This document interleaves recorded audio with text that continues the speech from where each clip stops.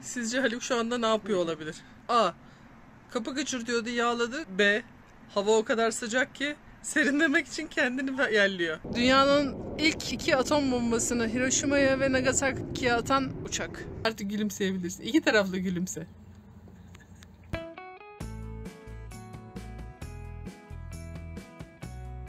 Bizim arabalar bozulmak için her zaman kritik zamanları buluyorlar. Biliyorsunuz daha önce Amerika'da karavanımız bozulmuştu. Tam yılbaşı akşamıydı ve yılbaşında tatil vardı. Bu sefer de Labor Day'miş yarın. Yani işçi bayramı. Holiday Weekend diyorlar bu hafta sonuna. İnsanların hiçbiri ortalıklarda yok. Herkes 3 gün bulunca tatile gitmiş durumda. Pazartesi günü tatil.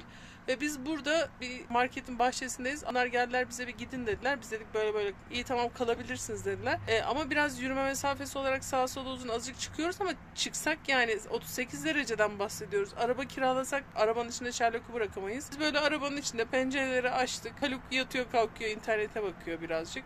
Ben böyle editlerle falan uğraşıyorum. Öyle bekliyoruz bakalım. Ama gene de teşekkür ederiz Kala. Bize yardımcı oldu. Normalde ayın 20'sinden önce tamir edecek kimseyi bulamamıştık. Salı günü yaparım dedi. Salı günü ayın kaçı olacak? 6'sı galiba. 7'si olacak. Yani 13 gün falan daha az bekleyeceğiz. Yoksa 13 gün burada karavanın içinde de bekliyor olabilirdik. Hatta Jackson'da kalmış olsaydık karavanın içinde de kalamayacaktık. Çıkın dediler dışarı. Çünkü söküp buraya göndereceklerdi. Biz otelde kalacaktık o zaman. İşte o zaman yanmıştık. Sizce Haluk şu anda ne yapıyor olabilir? A. Kapı gıcırdıyordu, yağladı. Gıcırdayıp gıcırdamadığını kontrol ediyor. B. Hava o kadar sıcak ki serinlemek için kendini yerliyor. Soruyoruz hangisi? Kapı gıcırdıyor mu diye bakıyorsun yani. Yemezler. Hava sıcaklığı şu anda içeride 34.2, dışarıda 38.6. Bunlar Fahrenheit değil ve Haluk serinlemeye çalışıyor. Şu anda yatıyordu, içeride kalktı. Kendini buzdolabının içine sokmaya çalışacak yer var mı diye bakıyor. Yok. Ne yapacağız acaba? Kafanı buzluğa sok bence. Amerika'da işçi bayramı kutlamaları var. İşçi bayramı için yapılan pastalar bunlar.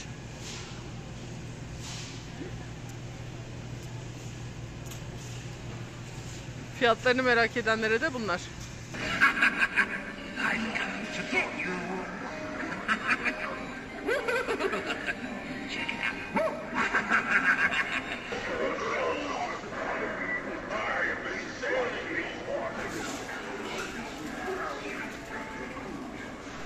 Haluk bu tamir olmadan durur mu? Beklerken biz burada tamirciyi, o da gene kendisi bir şeyler arandı. Home Depot'da bile bulamayınca aradıklarını Amazon'dan sipariş verdi. Amazon diyorum çünkü az evvel Amazon dedim, anlamadılar sorduğumda. Amazon'dan gelen şey bir lakıra geldi burada. Yani kilitli bir dolaba geldi. Gidip oradan alacağız onu. Ama evler çok güzel. Şu zannediyorum daha tadilatta. Bu biraz tarihi bir ev. Eskilerden kalma. Artık böyle evler yapmıyorlar. Tuğla balkonlu, çatıları falan bu kadar uğraşılmış.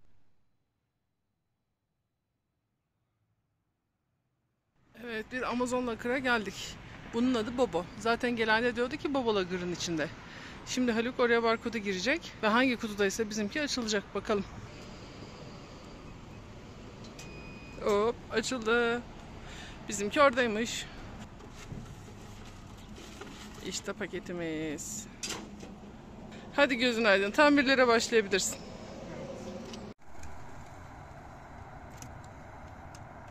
Acaba burası Sultanahmet mi? Karavanı getirdik tamire.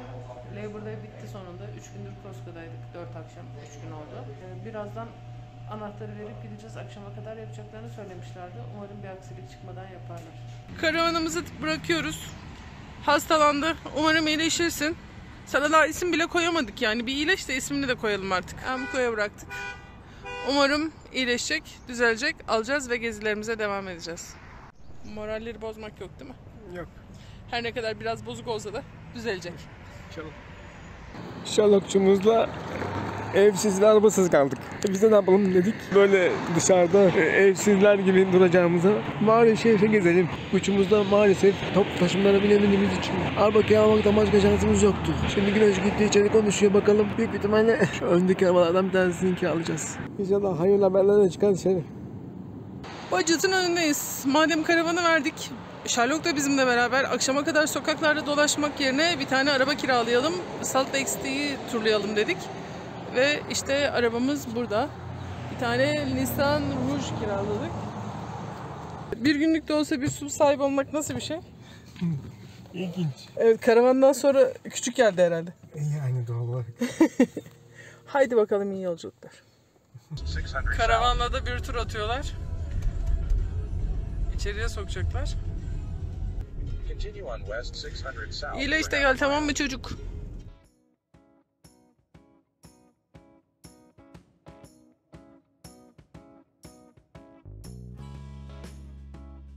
Tekerlekli bisikletle geziyor adam.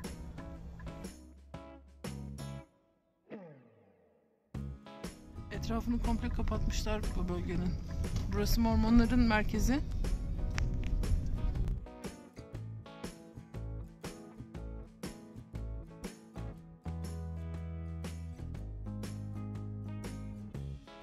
Şu anda State Capital'a doğru gidiyoruz. Yani şehir binasına, belediye binasına doğru ilerliyoruz. Önümüzdeki Kaliforniyalı da elinde telefon çekim yaparak ilerliyor. Biz de onu takip ediyoruz. O nereye, biz oraya.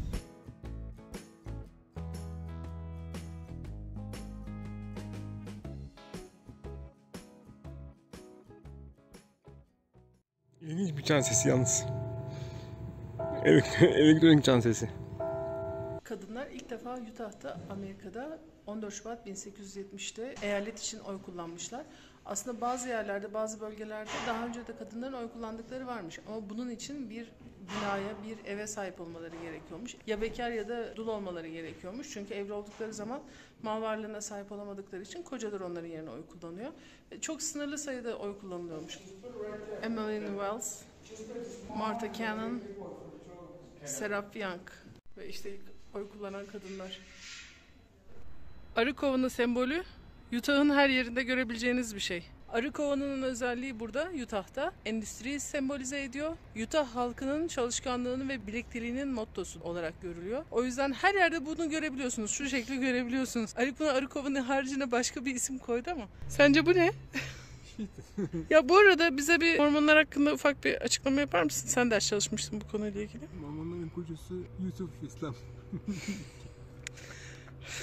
Tabii değil, Joseph Smith. Dini yeniden yorumluyor diyelim. Yeni bir din değil de dinin yeniden yorumlanmış hali. Yani bir aslında Hristiyanlar kendilerine zamane mesihleri diyorlar. Farkı ne Hristiyanlıktan? İçki ve diğer yeme içme konularında ve anıtlar konusunda biraz daha katılar. Biraz daha katılar, biraz daha serbestler. Bunlar da çok da evlilik yapabiliyorlar. Ya evet, ama yasaklanmış daha sonra. Mormonların katı olduk, onlardan en başında içki, sigara, kahve. Kahve. Evet. Çay? Çay da. Et? Et konusunda çok destekleniyorlar. Et yenilmemesi taraftarlar ama Amerikalılar çok fazla et olduğu için bunu çok fazla dile getirmiyorlar. Salt Lake City'nin %62'si konsümünün %100'ü Mormon. Yalnız şunu fark ettik biz. Mormon mudur değil midir bilemiyorum. Ama karşımıza birkaç kişi çıktı. Örneğin aradaki problemi gidermek için bir arkadaşla konuştuk. O çok iyiydi. Costco'da gece kalacaktık. Orada birisi geldi. Bize tamam direkt evet kalabilirsiniz, sorun yok dedi, gitti. Hani normalde başka şehirlerde, başka eyaletlerde rastlamadığımız kadar insancıl insanlara rastladık burada. Acaba bu Mormonluktan mı kaynaklanıyor? Amerika Birleşik Devletleri'nde 6,5 milyon Mormon, Meksika'da 1,5 milyon Mormon. Ondan diğer ülkelerle birlikte 12 milyon buluyorlar. Salt Lake City ve Utah Mormon nüfusunun yoğunlukta olduğu yer. Teşekkür ederiz. Utah State Capital'in üst tarafları. Yine Roma zamanından beri zenginler hep tepelerde oturuyorlar. Orada da zenginler var büyük ihtimalle. Yani zenginlerin olduğu belli. Evlerin yapısına baksana. Kocaman kocaman evler. Zengin insanlar yukarılarda otururlar. Eğer gece konduda oturmuyorlarsa. Bütün Salt Lake City karşımızda şu anda. Hava biraz puslu, zor görünüyor ama.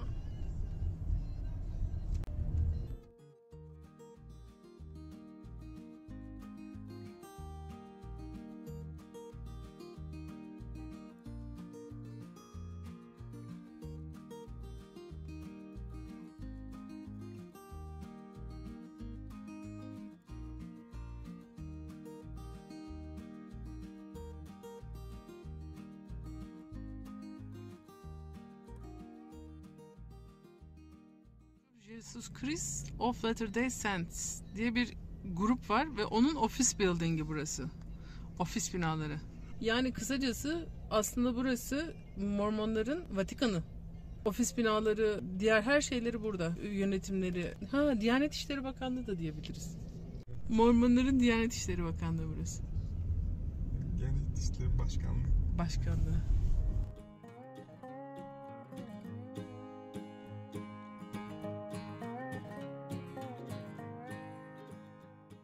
O kadar dümdüz ve upuzun bir cadde.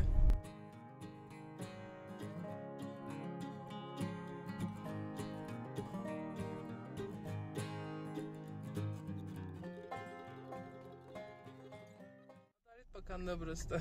Courthouse. Adalet Sarayı.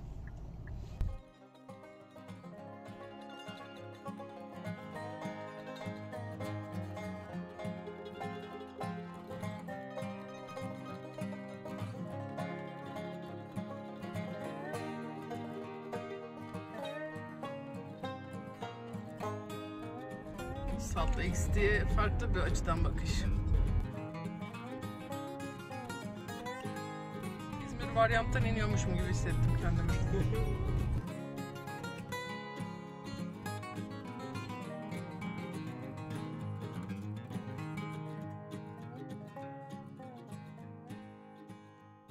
Kayıtlık ya. Virajlı yolda gidiyoruz. Tutsana direksiyonu. Kendisi gidiyor. Vay çok, ama gene de ellerini koy diyor bak direksiyonun üstüne sana. İki çizginin arasında çizgi takibi yapıyor şu şekilde. Biz alışkın değiliz böyle arabalara. Aerospace Museum. Burası Haluk'un mest olacağı bir müze. Saatlerce gezebilir, saatlerce. Hatta 3 gün falan bırakabiliriz onu burada.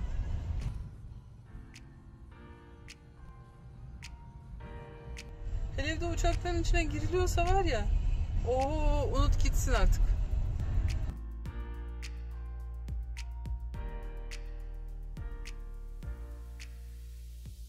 Utah'ta Amerikan Hava Kuvvetleri'nin Air Force Hava Kuvvetleri Müzesi'ndeyiz şu anda. Haluk mest olmuş durumda tabii ki. Bütün uçakların peşine dolaşıyor. Yemek molası! Şu anda böyle iri ötesi bir uçağın, servis uçağının altında, kargo uçağının sandviçlerimizi yiyeceğiz ve mola vereceğiz. Sen hiç daha önce böyle bir uçağın gölgesinde yemek yedin mi? Ne bunun modeli? Büyük yükle taşımak için kullanılan şu tanker falan sığıyor. Tanker sığıyor. Wow. Bayağı büyükmüş. Onun kapakları böyle açılıyor. Vay.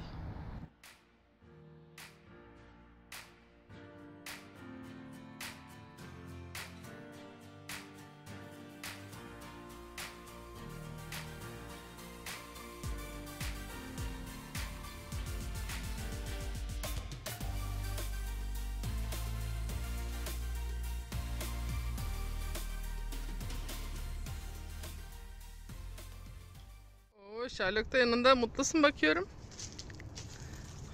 B1 bombardıman uçağı. Bombalar nereden çıkıyor? Onların her biri açılıp bir tane bomba mı çıkıyor? 10.000 kilometre uzaktaki yerleri bombalamak için kullanılıyor. Buradan çıkıp mesela Türkiye'yi bombalayıp gelebilir. Bu bir workhorse helikopter. Flying Banana, uçan muzla diyorlar. Arama kurtarma işlerinde kullanılıyormuş. Bunlara can feda işte. Arama kurtarma için kullansınlar. Bunun içinde telsiz operatörlerine eğitiyorlarmış. 14 tane öğrenci alabiliyormuş. Saatte 270 mille giden bir sınıfta ders öğrendiğinizi düşünün diye yazmışlar. Buna da Flying Boxcar demişler. Yani uçan kargo taşıyıcısı. Bu da gene Vietnam'da kullanılmış bir uçak. Tekerleklerini görüyor musunuz? Çok küçücük ve yere yakın. Bunun sebebi işte Vietnam'da bataklık, çamurluk, toprak alanlara rahatlıkla inip kalkabilmesi için yapılmış. Burada bir B-52 görüyoruz. Ve Haluk diyor ki bu B-52 için En büyük bombardıman uçağı diyormuş. Tarihin gördüğü en büyük bombardıman uçağı diyorlarmış bunun için. Büyük, çok büyük, gerçekten çok büyük. Ve kim bilir hangi savaşlarda kimlerin ölümüne sebebiyet verdi. Bu B-52 ilk defa 1952'de uçmuş ve burada 2040'a kadar durup hala görevinin başında olacağını söylüyorlar. Normal bombaların haricinde kruz kontrollü bombalar da taşımasıymış en büyük özelliği. Ve maalesef dünyanın ilk 2 atom bombasını Hiroşima'ya ve Nagasaki'ye atan uçak. Burası da Müzenin iç kısmı.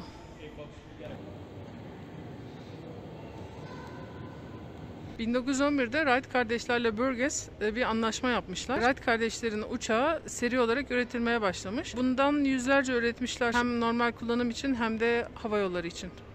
Gerçek bir uçak motoru. Ne kadar karışık.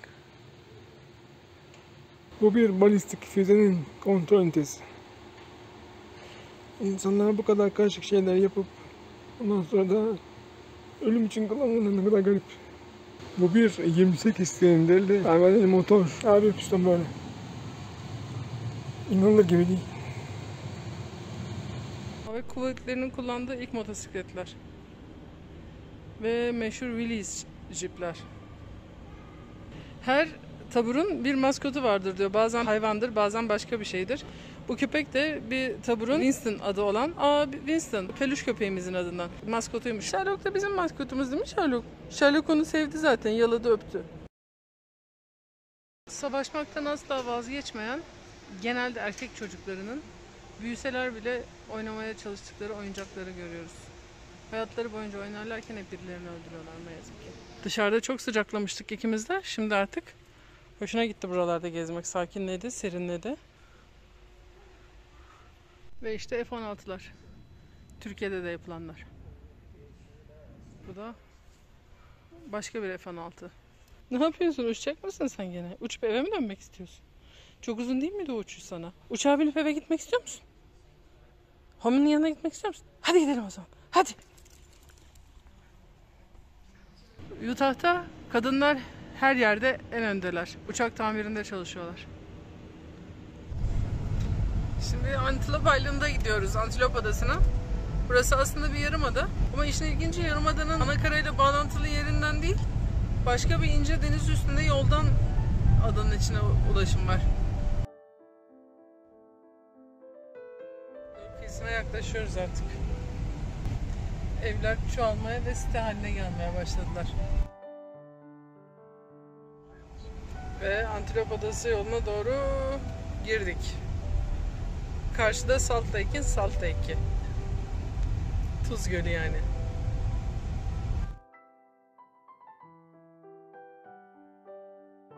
Şu şekilde ilerleyip içeri giriyoruz. Üstten dolaşacağız. Aslında şuradan bir bağlantısı var ama oradan yol yok. Sadece buradan geçiş var.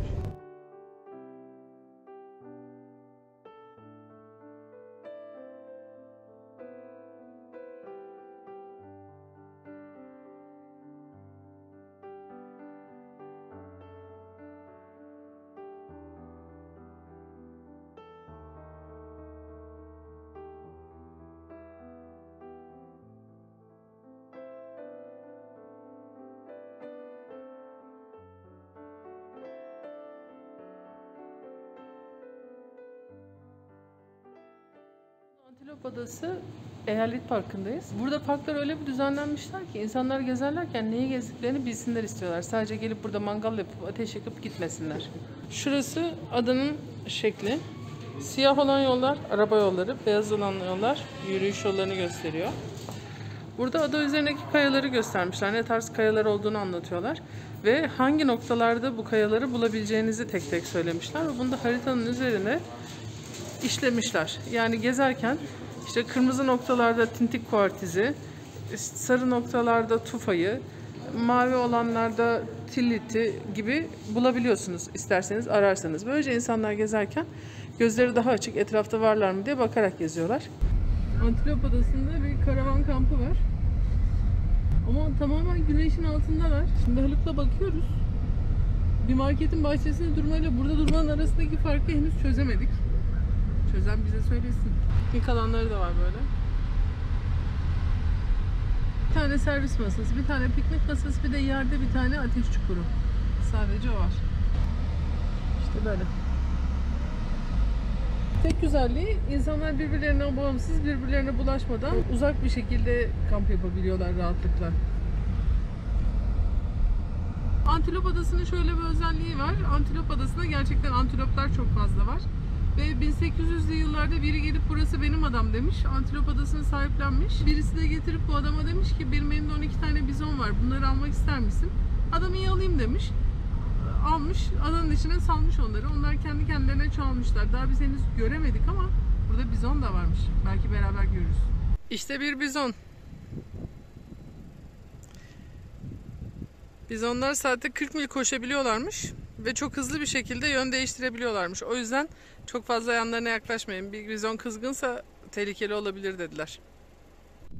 Burası Salt Lake City'nin Salt Lake, yani Tuz Gölü. Biraz tabii göl çekilmiş şu anda, artık Eylül ayına geldiğimiz için. Şu aşağıda 2 tane araba görünüyor. 2 arabadan bir tanesi az evvel otostop çaldık. Buraya bizim çıktığımız yere yürümüşler. Yetmemiş, az evvel gittiğimiz yere de yürümüşler. Daha ileride görünen yere. Yorgunluktan ölüyorlardı. Onları aldık arabaya.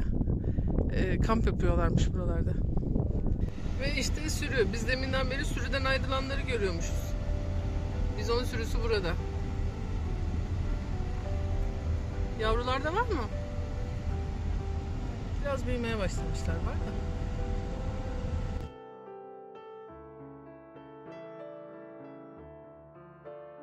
Bunlar biraz büyümeye başlamış yavrular. Çok tatlışlar.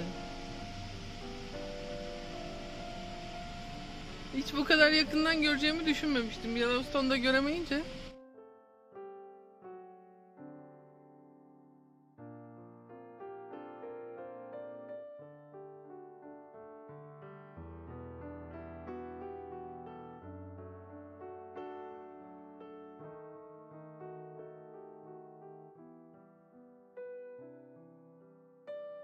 Sineklere bak.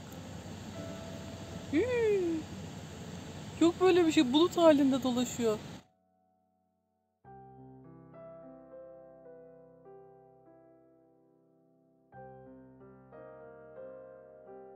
Evet, o da durdu. Antilop.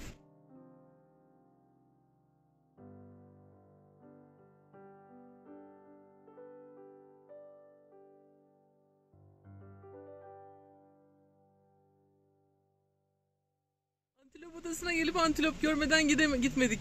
İyi ki gelmişsin bu tarafa doğru. Müdavimlerinden, antiloplardan bir tane görmeye başardık. Sonradan getirilmiş rizonlardan da bir sürü görmeye başardık. Şu çiçeklerden de bir demet toplasam çok rahat edeceğim.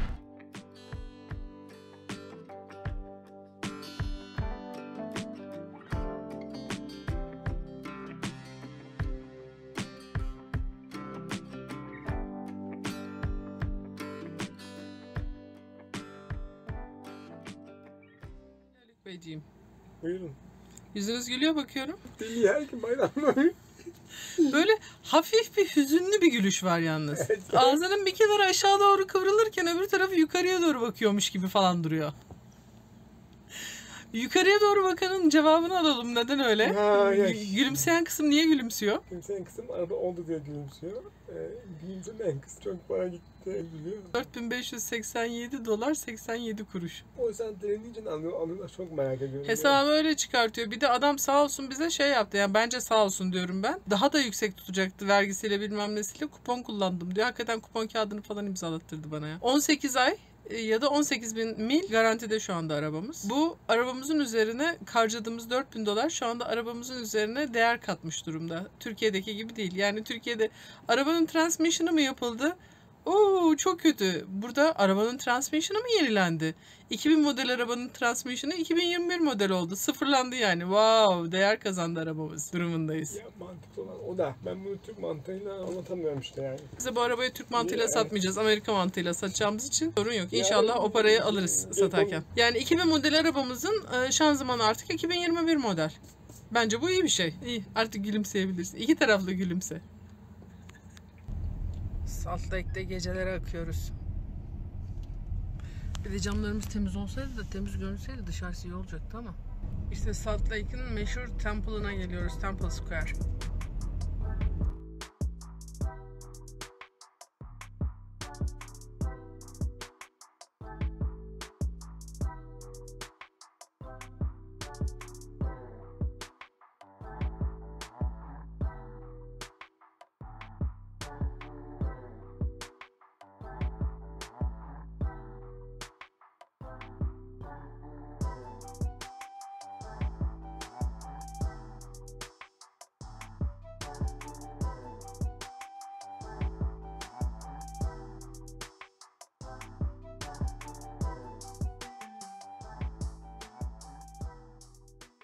Nasıl yani?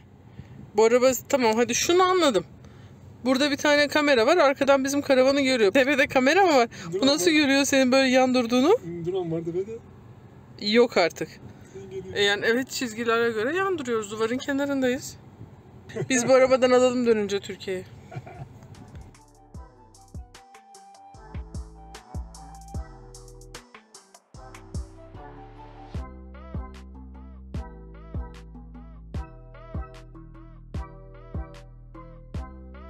Utah'ta bir tamir işine ihtiyacınız olursa buraya gelin. Çünkü içinde gerçekten insan çalışıyor. Bugün sabah biz buraya tekrar geldik. Dün aslında arabamızı almıştık. Çünkü içeride bir fener unutmuş olabiliriz dediler. Baktırmaya geldik. İçeride bu arada bir denge parçası diyelim arabanın. Sol şoför tarafındaki kırılmış. Onu yaptırmak için ben işçilik almam ama parçayı getireyim, $65 ister misiniz dedi. İsteriz dedik ve ona da para almadı. Para almadan ne işçilik parası, 2 saattir falan buradayız, ne işçilik parası aldı ne o parçanın parasını aldı ve yaptı, gidiyoruz.